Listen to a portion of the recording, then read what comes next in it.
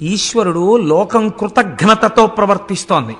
కృతజ్ఞులైనటువంటి వారికి ఎందుకు ఉపకారం చెయ్యాలి? వీళ్ళ బుద్ధి మరల్చాలంటే నేను వీళ్ళని శిక్ష వెయ్యాలి. తండ్రి కొడుకుని మార్గంలో తేవడానికి ఎలా శిక్షిస్తాడో అలా నేను శిక్షించాలి. కాబట్టి మీరు వర్షించకండి అని ఆజ్ఞాపించాడు. నువ్వు తపస్సు చేశావు, నేను సంతోషించాను. కానీ నేను మాత్రం వర్షించడం కుదరదు, జల సమృద్ధిని లోకమునకు ఇవ్వను. మీరు చాలా జాగ్రత్తగా గమనించండి ఇందులో ఒక విషయాన్ని. మనకి ఈశ్వరుడు ఇచ్చాడు కదా అని అనుభవించుకుంటూ వెళ్ళిపోతే, అందుకే సనాతన ధర్మమునందొక్కదాని యందు మాత్రమే అగ్నికార్యం ఉంది, ఇంకా మీకు ఎక్కడా లేదు. ఇది అగ్నికార్యంలో అగ్నిహోత్రుణ్ణి పిలిచి హవ్యవాహనాన్ని పిలిచి మీరు అనుభవిస్తున్నటువంటి భోగములన్నీ దేవతల యొక్క అనుగ్రహము చేత వస్తున్నాయి కాబట్టి ఆ దేవతలకి హవిస్సులు మీరు ఇవ్వాలి. ఆ హవిస్సుని దేవతలు అందుకుంటారు. అందుకుని వారు మీ పట్ల కృతజ్ఞులై, చూడండి తిన్న ఇంటికి వాసాలు లెక్కెట్టాడంటారు. మీరు హవిస్సు ఇవ్వడం అంటే వాళ్ళకి భోజనం పెట్టడం. వాళ్ళు భోజనం చేశారనుకోండి, వాళ్ళు మీ పట్ల సంతుష్టులవుతారు. వాళ్ళు మీకు అపకారం చేయరు, వాళ్ళు మీకు తిరిగి ఉపకారం చేస్తారు. ఎవరెవరు ఏం చెయ్యగలరో ఆ ఉపకారాన్ని వాళ్ళు చేస్తారు. పర్జన్యుడు వర్షాన్ని కురిపిస్తాడు, భూమి సస్యశ్యామలమవుతుంది. వాయుదేవుడు చక్కగా వీస్తాడు, ప్రభంజనుడు కాకుండా లోకమంతా సుభిక్షంగా ఉంటుంది. అందుకే అగ్నికార్యం చేయడం, యజ్ఞం చెయ్యడం, యాగం చెయ్యడం ఈ జాతికి మాత్రమే ఉన్న సొత్తు. అందుకే ఇది కర్మభూమి. తాను బ్రతకడం కాదు, 10 మందిని బ్రతకడం నేర్పించినటువంటి భూమి ఈ భూమి. ఎప్పుడు యాగాలు యజ్ఞాలు మానేశారో అప్పుడే దేశానికి క్షామం బయలుదేరింది. అందుకే మనం చూడండి రేపు ఏం చేస్తున్నాం, 3 క్రతువులు చేస్తున్నాం. ఒకటి సుబ్రహ్మణ్యుడికి పాలాభిషేకం.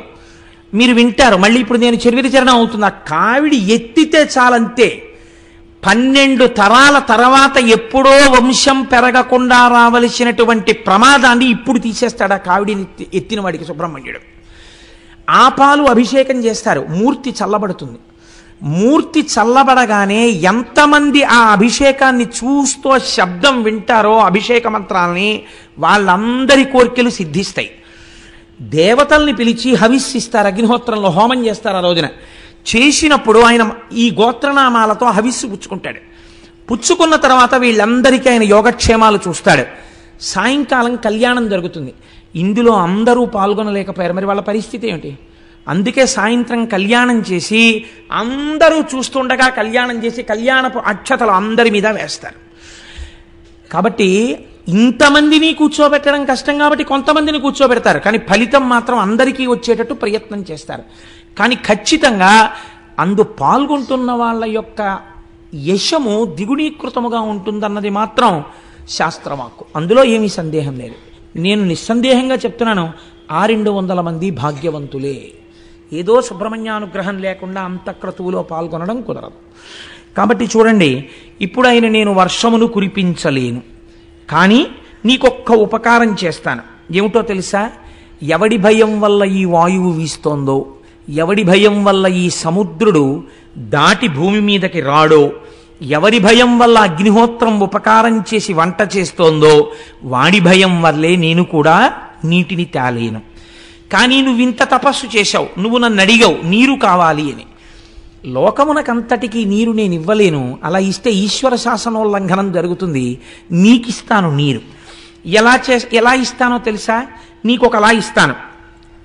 కావున నేను వృష్టికెటు గర్తను కాగల, ఒక్క గర్తమున్నీవిక త్రవ్వికొన్న అచట నీరము నించెద, జానుదగ్నమచ్చో వివిధౌషధీతతి బ్రను ఫల ద్రుమ కరంబదమున్ ముదంబు ఆవహిలంగ కూర్చికొనుము అరకయుండు జలంబులెప్పుడు.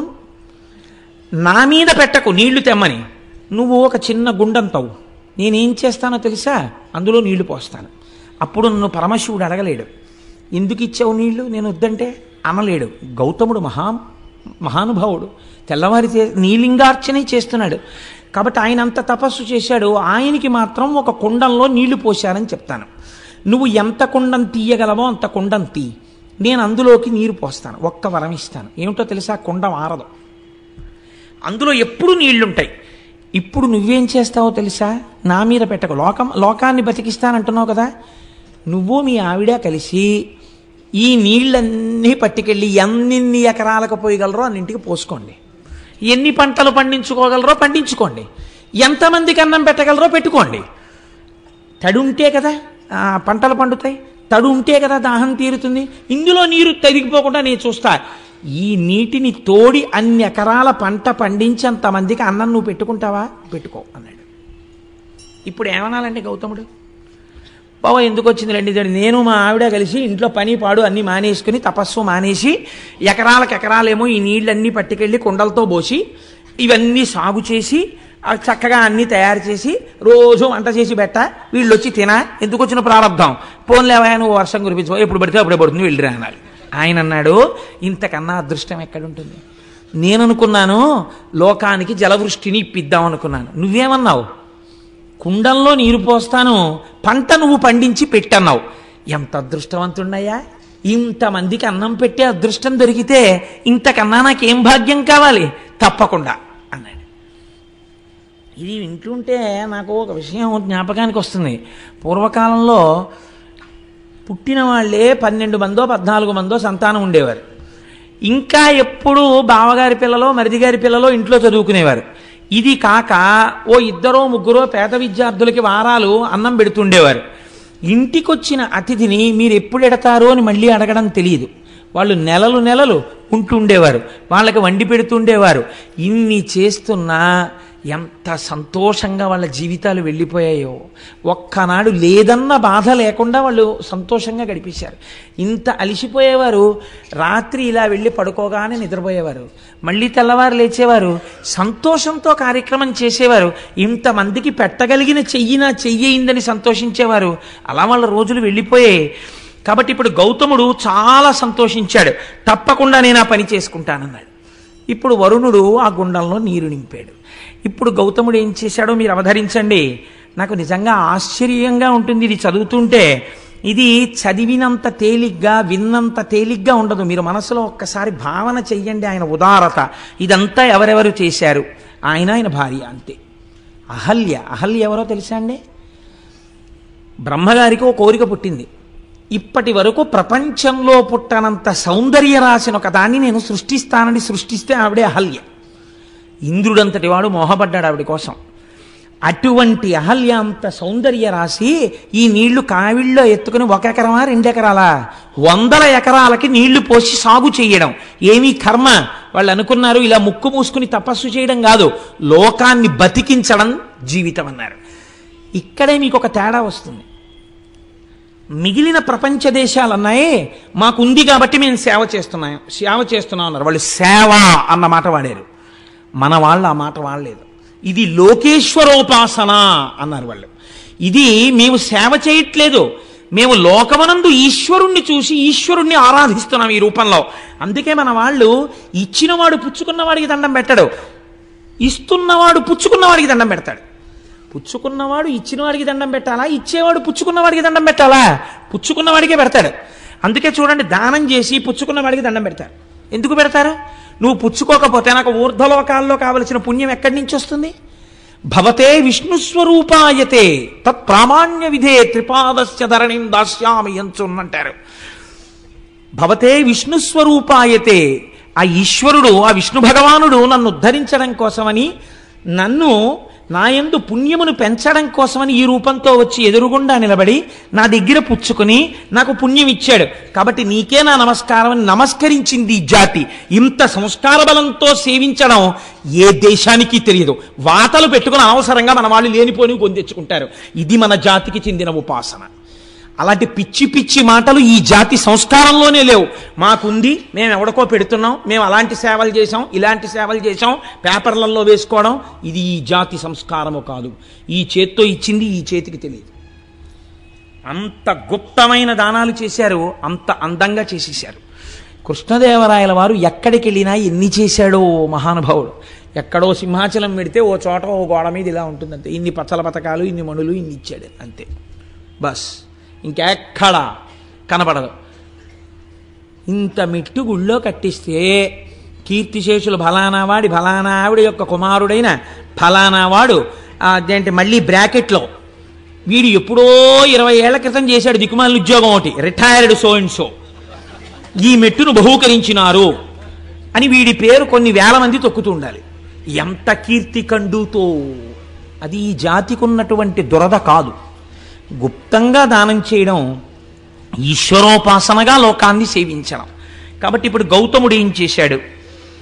అనిరళఘన సుగంధాఢ్యమరవి అరంద విష్యంద సుందర కుసుమ కుంద కుటజ మందార మాధవి మాలతి వకుళ చంపక కరవీర కేతకుల తతుల పరిపక్వ ఫల రాజి భాసుర సహకార దాడిమ ద్రాక్ష బదురుల పంక్తి ఫనస ఖర్జూర శ్రీఫల జంబు జంబీర లికుచ బీజాపూర నికురములను మిండుగా బండి చెన్నార మీరు వ్రీహి యవతి లాఢక చనక్రపి యంగుమాష రాజమాష మసుర ముద్గ రాజియాన నాళ గోధూమ తితతి ఘనముదనరే దోస వంగ అరటి దొండ కాకర పొట్ల సొర బీర చిక్కుడు ఉసిరిక వెలగ కరివేప ఆవయు మరిచ మార్ధ్రకమును బెండ గుమ్మడియును పెండలము కంద చేమయు చిలకండ నామాత్రము కామ్రములు నారింజక జీరము చిర్రి పొన్నగంటియు బుద్ధి పులిచింత తింత్రిని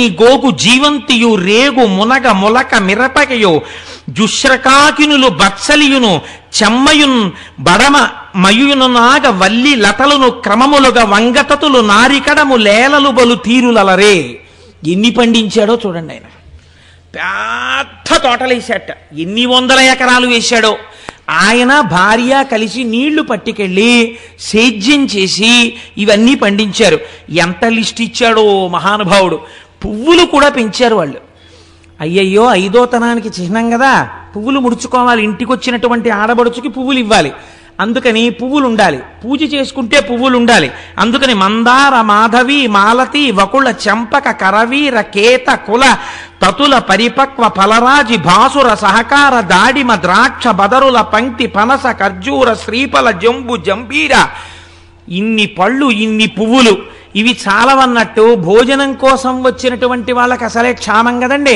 ఏదో పప్పు, ఓ కూర, ఓ పచ్చడి, ఓ పులుసుతో సరిపెట్టుకోండి అనకుండా దోస వంగ అరటి దొండ కాకర పొట్ల సొర బీర చిక్కుడు ఉసిరిక వెలగ కరివేప ఆవయు మరిచ మార్ధ్రకమును బెండ గుమ్మడియును పెండలంబు కంద చేమయు చిలకడము నామ్రతకామ్రమములు నారింజ జీరకము చిర్రి పొన్నగంటియు బొద్ది పులిచింత తింత్రిని గోగు జీవంతియు రేగు మునగ ములక మిరపయు. ఓరి నాయనో, ఇన్ని పంటలు పండించాడు ఆయన. ఇన్ని పంటలు పండించి అదో పెద్ద రైతు బజారు, అదో పెద్ద పుష్పవాటిక. ఇవన్నీ ఏం చేసేవాడు అంటే, తెల్లవారేటప్పటికి కుండల్లో పోసి ఈ వరుణగుండంలోంచి నీళ్లు తీసుకొచ్చి బోలెడంతంత అన్నరాసులు వండేవారు ఇద్దరూ కలిసి. ఎన్ని కూరలో వండేవారు. ఇప్పుడు ఏమైంది? అందరికీ తెలిసింది. అక్కడ వరుణగుండం ఉందిట, అందులో నీళ్ళెట్టుకెళ్ళి వండుకోండమ్మా అనర్త. ఏం చేస్తారో తెలుసా? అహల్య గౌతముడు పొయ్యూది వండుతారట. ఆయన తపస్సు అటువంటిది. అగ్నిహోత్రులు అలా పనిచేశాడు ఆయన దగ్గర. హాయిగా వండుతారట. మీరు సంధ్యావందనం చేసుకుని పూజ చేసుకుని రండి, భోజనాలు వడ్డించేస్తామంటారట. మధ్యాహ్నం మనం వెళ్ళేటప్పటికి ఎన్ని వేల మందికైనా వడ్డన చేసేస్తారట. కాబట్టి ఇప్పుడు ఏమైంది? రాను రాను రాను రాను రాను రాను ఆ ఆశ్రమానికి క్షామంలో అసలు దొరకడమే కష్టం. అంటే ఉచిత భోజన పథకం ఏమీ బాధ లేదు, దానికేం కార్డు ఉండక్కర్లేదు, అక్కడికి వెళ్ళిపోతే చాలు పెట్టేస్తారు. కాబట్టి ఇప్పుడు వీళ్ళందరూ ఏం చేశారు అంటే, వీళ్ళందరూ గౌతమ మహర్షి ఆశ్రమానికి వెళ్ళి చక్కగా ఆ పెట్టినటువంటి పదార్థాలన్నింటినీ తినడం ప్రారంభం చేశారు. పోనీ అక్కడతో వాళ్ళు తృప్తి పడి తిని వెళ్ళిపోతున్నారని మీరు అనుకుంటున్నారా? అంటే స్వార్థ చింతన అన్నది లోకంలో ఎలా ఉంటుందో చూడండి. ఇందులో మళ్ళీ గౌతమ మహర్షి పెడితే తినేవాళ్ళే ఇందరూ. ఒక్కడికి ఇందులో ఏం గొప్పతనంతో తను సొంతంగా ఆ సోలడ అన్నం వండగలిగినటువంటి వాడు లేడు, చుక్క నీళ్లు తాగలిగిన వాడు లేడు. కానీ ఈ కీర్తిలో వాటాలు కావాలి. అందుకని ఎవరు అనుకుంటున్నారా? గౌతముడు మా మేనమామకి వేలు విడిచిన బావమరిది తోడలుడండి. ఎంత అందంగా దిప్పి పొడిచారో తెలుసా అండి లోకం తీరుని. తన తాతకు తమ్ముని కొమరుడు ఒకడొచ్చి అన్నట్ట, నా తాతకి తమ్ముని కొమరుడండి గౌతముడు. సంబంధం కలుపుకున్నాడు ఆయన. తన తాతకు తమ్ముని కొమరుని కొడుకంచు ఒక్కండు కూడవచ్చే తన తండ్రి అల్లుని చెల్లిటికి మేటి మరదియం చొక్కండు తరలివచ్చే తన మేనమావ వదిన ఎల్లుని బావగారని యొక్కండు కలియవచ్చ తన తోడియల్లుని తండ్రికి మేనయల్లుడంచును ఒక్కడు అరసి డాసే ఇట్లు చుట్టరింకంబుల ఎరుగ చెప్పికొనుచు గుంపులై మునికులజులు ఆండ్రు బిడ్డలతో గౌతమాశ్రమంబు వెదుకుకొనుచు వచ్చిరంతయు విందుమీర. రకరకాల సంబంధాలు పెట్టుకున్నారు ఆయనతో. ఏమిటా అనుబంధం? గౌతమ మహర్షికి కూడా తెలియదేమో ఇంతమంది చుట్టాలున్నారని. వీళ్ళు ఎప్పుడన్నా కనపడ్డారా గౌతమ మహర్షికి? ఎప్పుడూ కనపడలేదు. ఎప్పుడు వచ్చారు వీళ్ళందరూ? ఇప్పుడు క్షామం కదా లోకంలో. అందుకని ఎంతంత దూరపు చుట్టరికాలని ఎంతంత దగ్గరగా చెప్పారో చూడండి. చెప్పి వీళ్ళందరూ దగ్గర చేరారు. వయసి గతే కక్కామ వికార శుష్కే నీరే కక్కాసార క్షీణే విత్తే కప్పరివారో జ్ఞాతే తత్వే కస్సంసార అంటారు శంకరాచార్యుల వారు. ఇప్పుడు వీళ్ళందరూ చేస్తున్నదేమి? నా భాషలో చెప్పాలంటే పడి తింటున్నారు కదండి. మనకు ఒక మాట ఉంది శాస్త్రంలో, అలా పడి తింటున్నారు ఏమిటండి అంటారు. తగినంత ప్రయోజనము లేకుండా పెడుతున్నారు కదా అని తినేసేటటువంటి వాళ్ళు ఉన్న కొంప వృద్ధిలోకి రాదు కదండి. ఇప్పుడు పడి తింటున్నారు. పూర్వం అలా తినేవారు కాదు, ప్రయోజనము కొరకు తినేవారు. కాబట్టి అలా అనవసరంగా గుక్కెడు నీళ్లు వేరొక ఇంట తాగేవారు కాదు. ఆ ఇల్లు వృద్ధిలోకి రాదు. దొంగలు వచ్చిన ఇల్లు ఎలా పాడవుతుందో అర్థం లేకుండా చుట్టాల దాడి జరిగిన ఇల్లు కూడా అలాగే పాడవుతుంది. అందుకని అన్ని వేళలా అందరినీ అలా కూర్చోబెట్టుకోవడం కూడా దోషమే నన్ను అడిగితే. కాబట్టి ఏమైంది? ఇంతమంది వచ్చి చేరారు గౌతముడి దగ్గరికి. వచ్చి చేరి చక్కగా తింటున్నారు. హాయిగా ఏముందండి, చక్క పువ్వులన్నీ తీసుకొచ్చి ఇస్తున్నారు ప్రతి ఇంటికి. చక్క పూలతో పూజ చేశారో ఏడ్చారో భగవంతుడికి తెలియాలి. పూజ చేస్తే అటువంటి దుర్మార్గపు ఆలోచనలు ఎందుకు వస్తాయి వాళ్ళకి? కాబట్టి హాయిగా వేళ పట్టును తింటున్నారు, పడుకుంటున్నారు. అబ్బే మనవాడే అంటున్నాడు, ఎవరికి వాడేను. సుఖంగా గడిచిపోతున్నాయి రోజులు. ఇక్కడ ఒక మాట అన్నారు, ఎంత గొప్ప మాటో చూడండి. సింగంబు గుహకు చనినే ఇంగును ముత్యముల రాసి జంబుక భూమింకడు వేడుకమై డాయంగా బునుకలను బొక్కలు అలవడు పెక్కులు. మీరు సింహం ఉండేటటువంటి గుహలోకి వెళ్ళారనుకోండి, ముత్యాలు దొరుకుతాయి. ఎందుకంటే అది ఏనుగుని ఈడ్చుకొచ్చి కుంభస్థలాన్ని బదలగొట్టి తింటుంది కాబట్టి. ముత్యములు దొరికేటటువంటి వాటిల్లో ఏనుగు కుంభస్థలం ఒకటి కాబట్టి ముత్యాలు దొరుకుతాయి. నక్క ఉన్న గుహలోకి వెళ్ళారనుకోండి, అక్కడికి వెళ్ళినప్పుడు దొరికేవి ఎముకలు బొక్కలు, అంటే ఎముకలు మొబికలు దొరుకుతాయి అక్కడ. అదేం తింటుంది? ఏదైనా క్రూరమైన జంతువు వేటాడి వదిలేసిన శేషాన్ని ఈడ్చుకొచ్చి తింటుంది. ఎక్కడికి వెడితే ఏం దొరుకుతాయో అక్కడికి వెళ్ళినప్పుడు అవి దొరకడం ఆ యొక్క ప్రాంత లక్షణం. గౌతముడి దగ్గరికి వెళ్ళినటువంటి వాడికి అటువంటివే దొరికాయి. అయితే మీరు ఒక్కటి ఆలోచించండి. ఇప్పుడు గౌతముడి దగ్గర చేరిన వాళ్ళల్లో రెండు వర్గాలు ఉన్నాయి. ఒకళ్ళు ఈ బంధుత్వం కలుపుకొని వచ్చిన వాళ్ళందరూ అన్నం కోసం వచ్చారు. వాళ్ళకి గౌతముడి తపస్సు కానీ, గౌతముడి మీద భక్తి కానీ, గౌతముడి దగ్గర ఏదో తెలుసుకోవాలన్న కుతూహలం కానీ లేవు.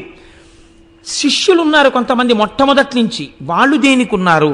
వాళ్ళు గౌతముడి దగ్గర శాస్త్రం నేర్చుకోవడానికి, భగవంతుడి గురించి తెలుసుకోవడానికి ఉన్నారు. ఇప్పుడు పొడమి విజితేంద్రియుడు, దయాళుడును, మదములేనివాడు, ఉపకారి, ఈ నలుగురు స్తంభముల ఎట్లు దాల్తురు సతత మోపి ఈ జగంబు సంధియమింతలేదు అన్నారు. ఈ జగత్తనబడేటటువంటి భవనము 4 స్తంభాల మీద నిలబడి ఉంది. ఈ నలుగురు ఎవరో తెలుసా? పొడమి విజితేంద్రియుండు. ఇంద్రియములను గెలిచినటువంటి మహాపురుషుడు ఎక్కడో ఒక్కడుంటాడు, ఒక చంద్రశేఖర పరమాచార్య స్వామి వంటి వారు. అటువంటి మహాపురుషుడి యొక్క పేరు స్మరింపబడినంత కాలం కూడా స్తంభంగా ఈ భూమిని కాపాడుతుంది. 2, దయాళుడును, అపారమైనటువంటి భూతదయ కలిగినటువంటి వాడు, అన్ని ప్రాణుల యందు ఈశ్వరుణ్ణి చూడగలిగినటువంటి వాడు. ఆయన ఒక స్తంభం ఈ భూమిని నిలబెట్టడానికి. మదము లేనివాడు, అహంకారం లేనివాడు, ఉపకారి, వేరొకటికి ఉపకారం చేసేవాడు. ఈ నలుగురే ఈ భూమండలాన్ని నిలబెడుతున్న స్తంభములు. మిగిలిన వాళ్ళు దీనిలోకి వచ్చిపోతున్న వాళ్ళు. కాబట్టి ఇలా జరుగుతుండగా కొంతకాలానికి ఒక విచిత్రం జరిగింది గౌతమాశ్రమంలో. బహుకాలం బిటులేగెనొక్క దివస ప్రాహ్నంబునన్ గౌతమ ద్రుహిణుండీశ్వర పూజకై సలిలమున్ తొట్టెన్ డనాన్ శిష్యులున్ రహిమీరన్ కలశంబులన్ కొని సరోరాజంబు చేరంగా పోనహివేణుల్ ముని భార్యలప్పుడే జలంబాడంగా విచ్చేయుడు. ఒకరోజు తెల్లవారుజామున గౌతమ మహర్షి శివలింగానికి అభిషేకం చెయ్యాలి, సంధ్యావందనం చేసుకోవాలి. ఒక పాత్ర ఒకదాన్ని శిష్యులకిచ్చి, ఒరే నాన్న వరుణగుండంలోకి వెళ్ళి నీళ్లు పట్టరండ్రా, నేను సంధ్యావందనం చేసుకుని శివలింగానికి అభిషేకం చేసుకుంటాను అన్నాడు. వాళ్ళు ఆ కుండ పట్టుకుని నీళ్లు తేవడానికి వెళ్ళారు. అదే సమయానికి మిగిలినటువంటి మునుల యొక్క భార్యలు అక్కడికి స్నానం చేయడానికి వచ్చారు. ఈ వీళ్ళన్నారు, ఆడవాళ్ళు స్నానం చేయడానికి వచ్చినప్పుడు వాళ్ళు స్నానం చేశాక పట్టుకుందాం లేని అక్కడ నిలబడడం బ్రహ్మచారికి దోషం అవుతుంది. కాబట్టి ఒక్కసారి మీరు పక్కకుండమ్మా, నీళ్లు పట్టుకుని మేము వెళ్ళిపోతామన్నారు వాళ్ళు. కానీ ఆ గౌతమ శిష్యులా మునిసతీకండంబుతో ఒక్క ప్రక్కన చేరుండు ఘనుండు దేశికుడు వేగన్ పూజకై తీర్థమున్ కొనితే రన్మము పంచెనట్లు కదక అట్లుదకమున్ గొంపోవలెన్ తల్లులన్నను నవ్వార రటుల్ తొలగంగ కడున్ గర్వంబ ఖర్వంబుగాన్. అమ్మలారా, దేశికుడు మా గురువు మమ్మల్ని కుండతో నీళ్లు తెమ్మన్నాడు సంధ్యావందనానికి, లింగాభిషేకానికి. మీరు ఒక్కసారి అలా ప్రక్కకి తొలగితే మేము ఆ నీళ్లు పట్టుకుని వెళ్ళిపోతామమ్మా అన్నారు వాళ్ళు.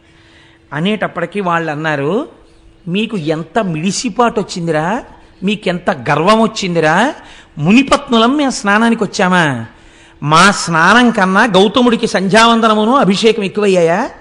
ముందు గౌతముడికి నీళ్ళు వెళ్ళాలా ఇక్కడి నుంచి? అంత గర్వం వచ్చిందా గౌతముడికి అంటే? చూశారా, ఇంటి యజమాని అన్నం తిన్న తరువాత విదిల్చినటువంటి చేతి ఎంగిలి మెతుకులు తిన్న కాకి బలిసి యజమాని తల మీద తంతే ఎలా ఉంటుందో వీళ్ళ బ్రతుకులు అలా ఉన్నాయి. కాబట్టి ఇప్పుడు ఈ మాట అన్నారు అని వాళ్ళు చెరచెరా అక్కడి నుంచి బయలుదేరి తమ భర్తల దగ్గరికి వెళ్ళేటటువంటి ప్రయత్నం చేస్తున్నారు.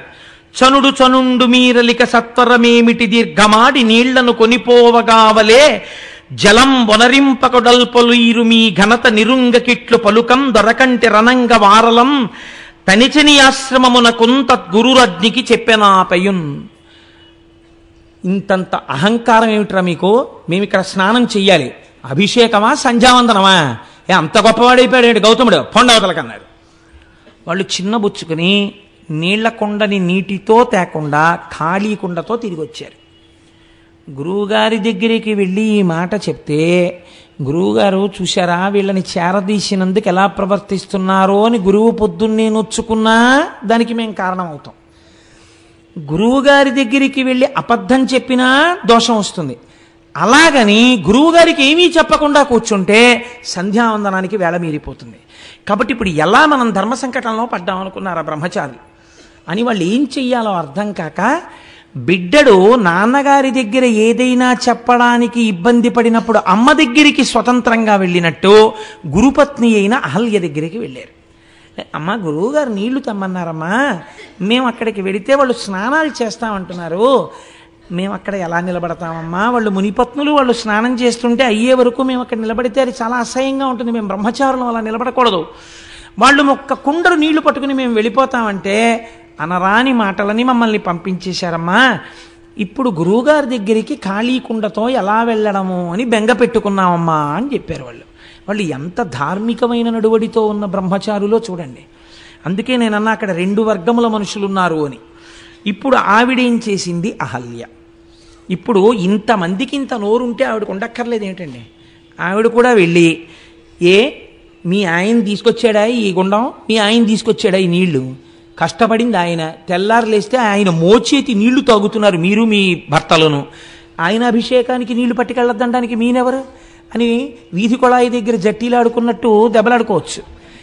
అలా దెబ్బలాడితే ఆవిడ మహాపతివ్రత అహల్య ఎందుకు అవుతుందండి? కావలసింది ఇప్పుడు ఏమిటి? వాదులాడ్డం కాదు, అవతల వాళ్ళ తప్పించడం అంతకన్నా కాదు. వాళ్ళు మునిపత్నులు, లక్ష్మీ స్వరూపాలు. ముందు భార్యగా తన ధర్మమేమి వేళ మీరిపోకుండా భర్త సంధ్యావందనం చేసుకోవడానికి నీళ్ళు ఇచ్చేయాలి, అది భార్యాధర్మం. కాబట్టి ఇప్పుడు ఆవిడేం చేసింది? కడవన కొండు గైకొని తగన్ సరసీస్థలి చేరి నీరమున్ వడిగుని తెచ్చి ఇచ్చే తన భర్తకు దల్మిని దేవ పూజనా తడుపొనరించే అమ్మునుల దారలహల్య మదంబుతోడ ఈ ఎడమము బల్కరించకయే ఏగెను చుల్కన చేసి తానటుల్. అహల్య వేళ మీరిపోయిందనుకోండి, ప్రాయశ్చిత్తార్ఘ్యపూర్వక సంధ్యావందనం గరిష్యే నీళ్లు ముట్టుకుని 4 మాటలు అర్ఘ్యం ఇవ్వాల్సి ఉంటుంది గౌతముడు. ఆ పని ఆయనతో చేయించడమే ఎంత తప్పు. అందుకని ఆవిడ ఎవ్వరితో మాట్లాడకుండా ముందు భర్తకి నీళ్ళు ఇచ్చేయాలి. గబగబా వెళ్ళి వాళ్ళెవ్వరినీ పలకరించకుండా, ఇప్పుడు పలకరిస్తే వాదు జరుగుతుంది, వాదు జరిగితే భర్తకు ధర్మలోపం వస్తుంది. నేను ముందు గబగబా కడవతో నీళ్లు ముంచుకుని ఆవిడ వెళ్ళిపోయింది. ఆవిడ ఏమీ అనలేదు ఎవ్వరిని, ప్రసన్నమూర్తి అయి వెళ్ళిపోయింది. వెంటనే వాళ్ళు అన్నారు, చూశావా చుల్కన చేసి మమ్ములన్ అంటే మాతో మాట్లాడదనమాట. ఇది ఎంత దారుణంగా ఉంటుందో చూడండి లోకం ప్రవృత్తి. అడగచ్చు కదా, ఆ పిల్లలకి నీళ్ళు ఇవ్వలేదు కదా అని మమ్మల్ని అడగచ్చు కదా అంటే మేము మాట్లాడడానికి కూడా తగం. వాళ్ళేమో ఉండండి మా గురువు గారికి పట్టుకెళ్తా ఉన్నారు. ఏమిటమ్మా ఏదో నీళ్ల కోసం ఇక్కడికి వచ్చాం కాబట్టి వీళ్ళు ఇలా మాట్లాడుతున్నారు అంతే లోకం అని దెప్పి పొడవడానికి ఇద్దరినీ తీసుకున్నారు అనుకూలంగా. ఈవిడ చూడండి, ఆయనేమో అందులో కూర్చుని ముందు నాకు నీళ్లు పట్టరారా అని ఆయన పంపించాడు. ఈవిడేమో వాళ్ళని వద్దన్నాం కాబట్టి ఈవిడ కొండట్టుకు వచ్చేసి ఈవిడ ముంచేసుకుని ఈవిడ వెళ్ళిపోతుంది. పోనీ కనీసం ఏమ్మా బాగున్నారా, స్నానాలు చేస్తున్నారా నువ్వు పలకరించచ్చు కదా, వీళ్ళని నేను పలకరించేది ఏంటి అని ఈవిడ వెళ్ళిపోయింది. ఇంత చులకనమాట మనం అంటే. ఇప్పుడు ఇందులోంచి ఏం బయలుదేరింది? రాగాలు పెడబొబ్బలు బయలుదేరి. ఎందుకు అంటే వాళ్ళకేం అవమానం జరిగిందండి అక్కడ? ఏమైనా అవమానం చేశారా? అవమానం జరగలేదు, అక్కసు బయలుదేరింది. అవతల ఉన్న వాళ్ళ నడువడిని గౌరవించలేని వాడు ఆయన యొక్క ధార్మిక జీవనాన్ని మెచ్చుకోలేడు. సరికదా, అక్కసు పెంచుకుంటాడు. కారణం ఏమిటి? నీ స్వభావం అటువంటిది, అందులోంచి వస్తోంది ఈ అక్కసు. నీ స్వభావాన్ని దిద్దుకోవాలి. కాబట్టి ఇప్పుడు వాళ్ళు ఏం చేశారు? గబగబా వెళ్ళి పోవునుగాక ఈ పొగరు పోడిమియూడగ చెయ్యకుందుమే దేవికి ఇంత ఎల్లిదమే దేబెలమా మగలంత ఇంతతో పో విడువారమే ఎనుచు పోయి స్వభర్తల సన్నిధానమందా విధమెల్ల మార్చి కడు అల్కజినింపగ చిప్పిరేడ్చుచున్. వాళ్ళందరూ ఏం చేశారంటే ఎంత గొప్ప మాట వేశారో చూడండి ఈ రచన యందు. మా మొగుళ్ళు దేవిరి కొట్టు వాళ్ళ అన్నారు వాళ్ళు. అంటే దేవిరి కొట్టు వాళ్ళ అంటే వాళ్ళకేమీ లేక ఒకళ్ళు పెడుతుంటే అంగలారుస్తూ తినేవాళ్ళు అనుకుంటున్నారా? ఈ మాట వెళ్ళి మొగుడిని అడిగారు. అంటే వాళ్ళకి నిజంగా వాళ్ళు ఇప్పుడు ఆ స్థితిలోనే ఉన్నారు. కానీ అలా భార్య అడిగేటప్పటికీ కొంచెం కష్టం వచ్చింది. పైగా సామూహిక రోదన కార్యక్రమము అని ఒకటి సిద్ధం చేశారు. అందరూ కలిసి ఏడిచారు. ఏడుస్తూ వెళ్ళి చూడండి మా బతుకు ఎంత చులకనైపోయిందో. మీకు స్నానం ఏమిటి, ముందు దేశికుడికి తీసుకెళ్లాలని చెప్పి బ్రహ్మచారులు వచ్చారు. మేము స్నానం చేస్తుంటే ఓ పక్క నుంచి ఇంకింతకన్నా నగుబాటు ఉంటుందా? పైగా ఇదేమిటయ్యా స్నానం చేస్తున్నాం తర్వాత రండి అంటే మేమేమిటో తప్పు చేసినట్టు ఆహల్య ఇలా ఇలా ఊపుకుంటూ వచ్చి కుండతో నీళ్ళట్టుకుపోయింది. కనీసం ఏమమ్మా అని కూడా మమ్మల్ని పలకరించలేదు. అంటే మా బతుకింత చులకనైపోయింది. వాళ్ళకి ఎందుకు అనుకుంటున్నారు? దేవిరి మొగుళ్ళు మా మొగుళ్ళని వాళ్ళు అనుకుంటున్నారు. అంటే వీళ్ళకేమైంది? అదేమిటే అనలేదు. ఏడుస్తూ వీళ్ళు ఇలా మాట్లాడేప్పటికీ వీళ్ళకి అలకొచ్చింది. మహాకోపం వచ్చేసి వెంటనే వీళ్ళు గణపతి హోమం మొదలెట్టారు. ఎంత చిత్రమో చూడండి లోకంలో. పోనీ వీళ్ళకైనా బుద్ధి ఉండాలి కదా. చెప్పుడు మాటలు విని వెంటనే ఆ చర్య తీసుకునే వాళ్ళ జీవితాలు ఇలాగే ఉంటాయి. ఎంత మునులైతే ఎవరికి కావాలండి? కాబట్టి వాళ్ళు ఏం చేశారు? అంత మునుల్ గడున్ముదులనగ్రహముంది కడింది నిష్టతో దంతిముఖున్ విధానమున తద్దయు గొల్వ అతండు వచ్చి మీ చింతల తీర్తు వంచితము చెప్పుడనంగా మునుల్ ముదంబుతో అంతము మీరనివ్వనికి బాపుడు గౌతమునన్ననాతడు.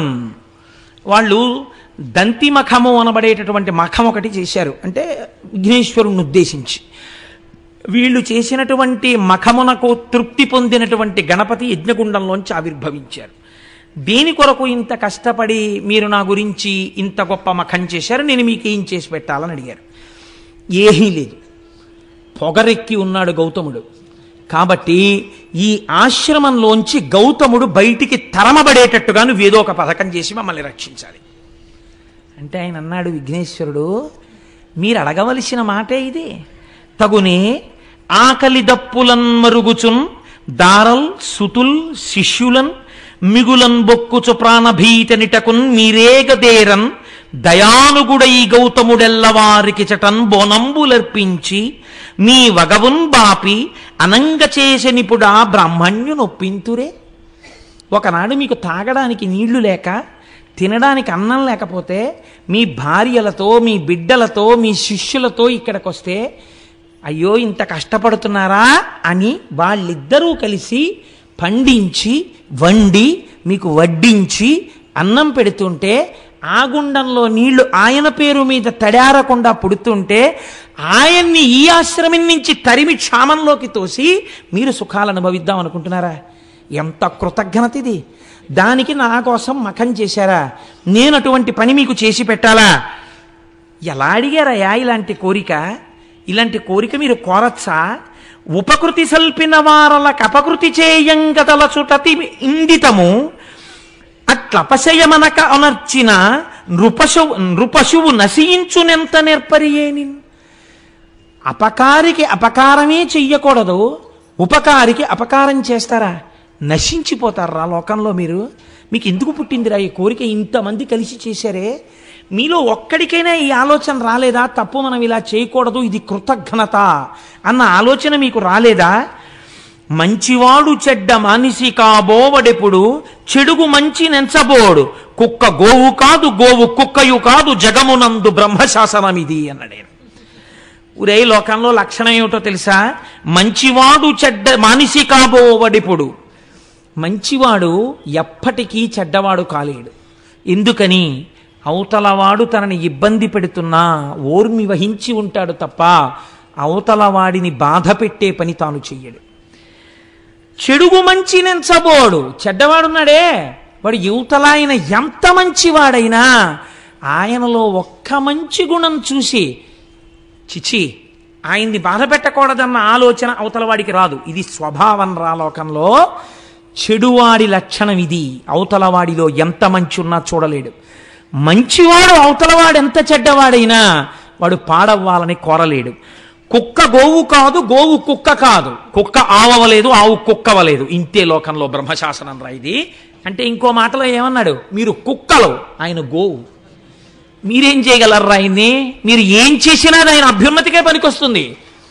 సనాతన ధర్మపు నిష్టని ఎలా తీసుకొస్తున్నారో చూడండి. భగవంతుణ్ణి నమ్మినవాడు, ఓర్మితో ప్రవర్తించిన వాడు చెడిపోడు. మీకు ఇటువంటి కథలు ధైర్యాన్ని నేర్పుతాయి. ఎవడో ఏదో మీకు ఒక చిన్న అపకారం చేశాడని మీరు అస్తమానం అదే చూసి బెంగ పెట్టుకునేటటువంటి అవసరం ఉండదు. పెద్దలు పెద్దలలాగే మాట్లాడతారండి. నేను ఎప్పుడైనా పురాణం చెప్పేటప్పుడు నా మనస్సుని పాడు చేసే సంఘటన ఏదైనా ఒకటి జరిగిందనుకోండి, నేను వెంటనే మా దొరగారి దగ్గరికి వెళ్ళి చెప్తుంటాను. దొరగారు నా మనస్సుని కొంచెం పాడు చేసిందండి, ఇటువంటి సంఘటన ఒకటి జరిగింది అంటే మా దొరగారు అంటారు, కోటేశ్వరరావు గారు మీ మనస్సు ఇటువంటి సంఘటనలకు ఆశ్రయం ఇచ్చి పరమ పవిత్రమైన శివమహాపురాణం చెప్పుకోవడాన్ని పాడు చేసుకుని ఇది పట్టుకుంటుందా? అలా పట్టుకుంటే మీరు పాడైపోరా? మీరు ఏది పట్టుకున్నారో దాని యందు మనసు పెట్టండి, దీని యందు మనసు విడిచిపెట్టండి. అది మీరు చేయవలసింది అంటుంటారు.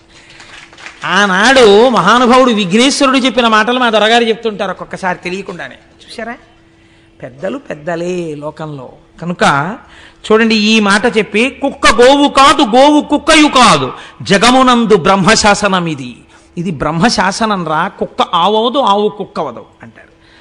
అంటే వాళ్ళన్నారు, నీ దగ్గర నీతులు వినడానికి మేము ఈ మఖం చేయలేదు, నువ్వు మాకు ఏమైనా ప్రవచనం చేస్తావని మేము నిన్ను తెచ్చుకోలేదు. మాకు ఉన్న ఒకే ఒక కోరిక, గౌతముడు ఈ ఆశ్రమము నుంచి తరమబడాలి. అటువంటి కారణాన్ని నువ్వు సృష్టించాలి.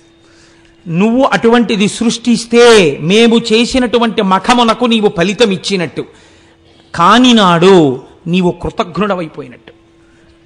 ఆయన అన్నాడు, మీరు చేసిన మఖమునకు నేను ప్రీతి చెందాను, నేను తప్పకుండా మీ కోరిక తీరుస్తాను. కానీ ఇప్పుడే చెప్తున్నాను, చేసిన కృతజ్ఞపు పని వలన మీరు పాడైపోతారు. తన ఉపాసన యందు భంగం లేకుండా నడిచి వెళ్ళిపోయిన గౌతముడు సర్వోత్కృష్టమైన కీర్తిని పొందుతాడు. ఇది మీ మనస్సులో పెట్టుకోండి. నాకు అభ్యంతరం లేదు, మీ కోరిక తీరుస్తానన్నాడు. మిక్కిలి బక్కయా ఒకడు మేకొని వ్రీహివనంబు మేయుచున్ తొక్కుచునుండ గౌతముడు తొల్గగ చేయగా బూరిపోచపై నొక్కటి వేసే దానముద ఉర్వి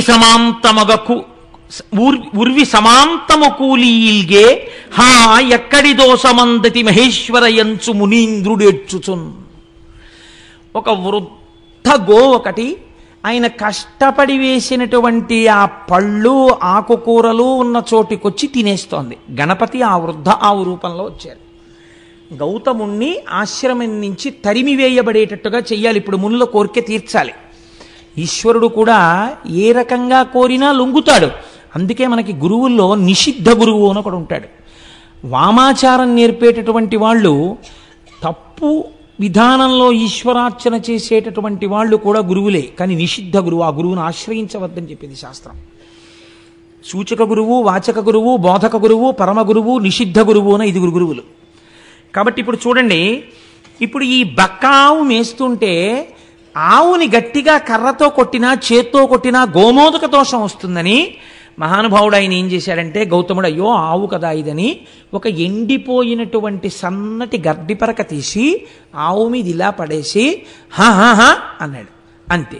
ఈ గడ్డిపరక పడగానే భూమికి సమాంతరంగా పడిపోయి గుడ్లు తేలేసేసి చచ్చిపోయింది ఆవు.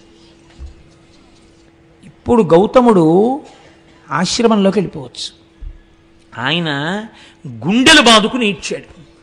నేనే విసిరాను గడ్డిపోచ, నేను విసిరిన గడ్డిపోచకే చచ్చిపోయింది ఆవు, నాకు గోహత్యా దోషం వచ్చింది అని ఏడుస్తున్నాడు ఆయన. ఇన్ని తెలుసున్న వాడికి ప్రాయశ్చిత్తం తెలియదండి. ఆయన ప్రాయశ్చిత్తం కోసం వెంపర్లాడట్లా, ఒక ఆవును చంపేశాను రా చూస్తూ చూస్తూ అని ఏడ్చాడు. ఆవుల్నే పట్టుకెళ్ళి వజ్రశాలలో తెగటారుస్తున్నా చూస్తూ దేశం ఊరుకుంటే వానలు పడమంటే ఎక్కడ పడతాయండి? ఎక్కడో కొంతమంది మహానుభావులు కలిసి జంతు హింసా నివారణ సంఘం అని పెట్టి కత్తి వేటుకి నరకబడుతున్న ఆవుల్ని తెచ్చి గడ్డి వేసి రక్షిస్తున్నారు అక్కడ. కనుక చూడండి, ఇప్పుడు ఆ ఆవు చచ్చిపోతే ఈయన ఏడుస్తుంటే కనిమునులు తదంగనలు గౌతము చేరి విధం బెరింగి గోఘ్న నిబిడ పాపి ఎంతటి అకార్యమునర్చితి ఓరి నీ మొగంబునగన దోషము ముప్పుతిల బొమ్మటకేని వనంబు బాసి నీ అనుచర పుత్ర మిత్రదగి తాదుల తోడ్కుని వెగదవులన్ అన్నారు. ఆయన భార్య వచ్చి ఏడుస్తోంది అహల్య, శిష్యులు వచ్చి ఏడుస్తున్నారు. వెంటనే ఈ మునులు విన్నారు, మునిపత్నులు విన్నారు. ఉరే మన కార్యం సిద్ధించిందిరా అనుకున్నారు. సంతోషంగా అందరూ వచ్చారు. ఏమైంది అని అడిగారు. నేను గడ్డిపరక విషయానమ్మా, ఆవు చచ్చిపోయింది అన్నాడు ఆయన. ఛీ దుర్మార్గుడా, ఆవును చంపిన నీ మొహం చూస్తే మహాపాతకాలు వస్తాయిరా, నీ మొహం చూడకూడదు మేము ఇప్పుడు, నువ్వు ఇక్కడే కూర్చుంటామే, ఇంకా నీ మొహం మాకు చూపిద్దామన్నా, లే పోదలబో, నువ్వు నీ భార్యని నీ బిడ్డల్ని నీ శిష్యుల్ని తీసుకుని ఈ ఆశ్రమం వదిలి దూరంగా ఎక్కడికన్నా పో. ఆయన పెట్టిన కూడు తిని బలిసి ఎంతటి మాటలు అన్నారో చూడండి. అక్కడతో ఊరుకున్నారు అనుకుంటున్నారా? నీ విచట నుండమేమిందు నిలువరాదు, నువ్వుంటే లేవా అయితే మేము వెళ్ళిపోతాం, నువ్వుంటే మేము ఉండకూడదు, నువ్వు గోహత్య చేసిన వాడివి, దేవ ఋషి పితృ కార్యములు తీర్పరాదు. నీలాంటి గోహత్య చేసిన వాడు ఉన్న చోట దేవతలు ఆహారం తీసుకోరు, హవిస్సులు, పితృదేవతలు పుచ్చుకోరు, అగ్నికార్యం పనికిరాదు, మాకు పాపం వస్తుంది. కాబట్టి హవ్య కవ్యంబులను గొనరగ్నిపితలు, హవ్య కవ్యములను పుచ్చుకోరు అగ్ని పితృదేవతలను.